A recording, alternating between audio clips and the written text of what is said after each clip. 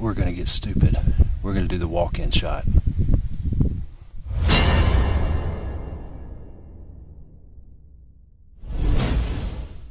Hey everybody, welcome back to Golf Test Dummy, the channel where I use my game to help your game. If any of you are familiar with Robin Matthews Williams, Zen Golf, Marcus Bell, flowmotion, Stefan Bachos, any of those guys on YouTube, then you've heard of the walk-in shot. After a little bit of time on the range, I was able to there's a stutter step, get my head wrapped around the walk-in shot. And these are going to be some of my attempts at that and the progress that I made. I think you'll see a pretty amazing transformation as this little range session progresses along. And I'll take you back to some of my first attempts here in a second, but I just wanted to kind of, inform you guys that this is not an easy thing to get right off the bat for me. Holy hell.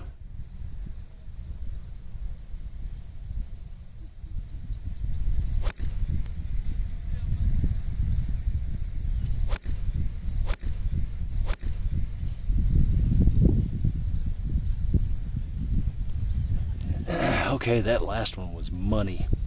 The hardest part is the coordination. How many steps, how far away do you get, where do you walk to, where are you putting your feet? It takes a little while to get that down. Let's do one more.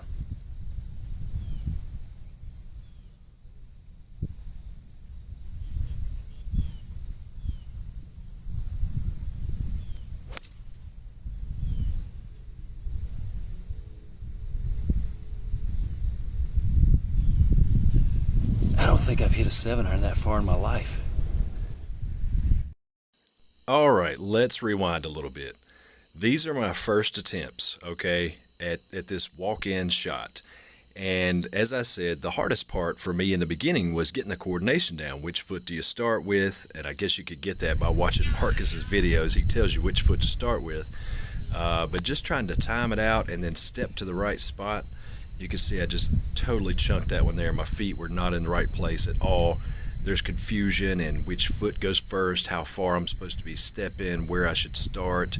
I had a couple of false starts like this where I kind of go back and forth and make some practice attempts at it.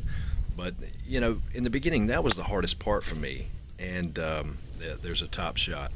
But these strikes here in the beginning attempts were just awful. And really, it was about trying to get the feel of just walking into the shot and then having your footwork while you're standing over the shot be a lot like those footsteps, with the weight transferring back and forth. After some time, eventually, I was able to make a little bit of progress, and whereas my coordination got better as far as my footwork and timing and distance and all of that, and the quality of the strike improved, I wasn't quite on it yet, but I felt like I had gotten to a point where I was far enough along to where I could start transitioning.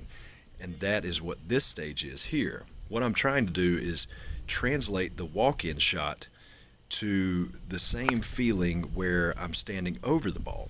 And in my first attempts, that static position, starting from that static position, really just got rid of all the progress that I had made with the walk-in shot. However, after a couple of attempts, it struck me that motion where I swing the club ahead of the golf ball, then start back, and then start the downswing after that and go through the ball, really hit home. And that made all the difference in the world. So you can see here I hover the club above the ball, and then I swing it forward a little bit, get a little bit of momentum, and then onto my back foot, club taken back, and then I swing through. So that worked really well for me, and I was able to really stripe these shots. I mean, these are really just, they're crushed, all of them. I'm hitting just bomb 7-irons. Now, while I could stand over the golf ball and hover the club and swing it a little forward and then take it back, it's probably not what I'm going to want on the golf course for the rest of my days. It's just not going to be the most practical thing in the world. So how do you take, starting from a motion position, a running start like that, and put it into a static position. Wow. That has got to be worlds different. Wow. All right, guys, it's nighttime, so I've got to finish this video out here. To answer my last question, how do you take the walk-in shot to transition into a static foot position, but a motion club position, where your club is in motion while you stand still, and then transition that even further into the finished product where you are standing in a still position and then you start the swing? The complicated answer to that is that you don't. You trick your brain. I think it was Bobby Jones that says that your swing actually begins as soon as you decide on your target and you start to take your steps toward your setup position to get in that position and then make your swing. You're actually swinging and in motion the entire time, and you don't stop that motion. That's the reason for the waggle. That's the reason that we go back and forth on our feet. It's because starting from a static position like that, it's so difficult because the swing is going to happen in an instant, and you're going to stand there for several seconds, basically almost motionless. So what I ended up doing that worked really well for me was I would be in a semi-static position, but I would still be moving my feet back and forth just a little bit, and the club would be waggling. But then as soon as you set the club down, you don't wait too long. That's one key. You can't wait too long, because then you'll just be paralyzed over the golf ball, and every passing millisecond makes it that much more difficult to get started. So as soon as I would put the club behind the ball, my brain would imagine, and I would kind of shift my weight to the left a little bit. My brain would imagine that club going forward and hovering over the ball, even though it wasn't. But my body would make this little motion forward, almost like I was making a light step to the left. And then I would let my right step going backward pull the club away and put it into position.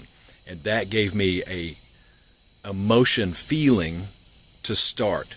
And man, I was just munching those 7-irons, just peppering them. Really, the contact, the sound was absolutely incredible. The contact felt amazing. The flight was just penetrating and high and long, and it just seemed to hang in the air for an extra second over my normal shots.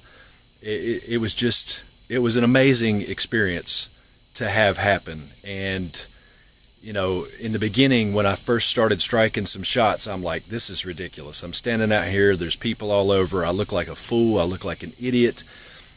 This is not working, I'm not able to get this. This is just not going to be for me. That was my thoughts initially. And then it started to take hold. So I would say to anybody who gets out there and tries this and is not having success for a third of a bucket, a quarter of a bucket, a half of a bucket, or maybe even a full bucket, don't give up on it. Keep trying. You'll have to experiment. You'll have to find what's right for you. What works for me is not necessarily going to work for everybody, but possibly some of the ideas that I've come up with here may help you in your attempts to pull off the walk-in shot. I do have plans to try the no-look shot, but also I want to focus on some of the techniques that Marcus talks about in his online lessons. I want to talk about the breathing technique. He and Robin have both mentioned that. There is, the actual footboard that I'm probably going to end up making at some point. I doubt that I'll make the swivel board, but I will probably make the footboard at some point, and really start working on shot shaping. He puts a lot of emphasis on shaping shots, saying that if you hit a straight shot, it's kind of it's an accident, and a lot of people have said that over the years. So I'll start working on shot shaping as well, and I've got some on-course stuff from my first on-course test. I'll let you see how that went. But anyway, make sure you click thumbs up on this video, give me a like, share this around social media, all of that. Subscribe to the channel if you haven't already. Click the bell for all notifications. Leave me some comments down below, and I'll see you next time.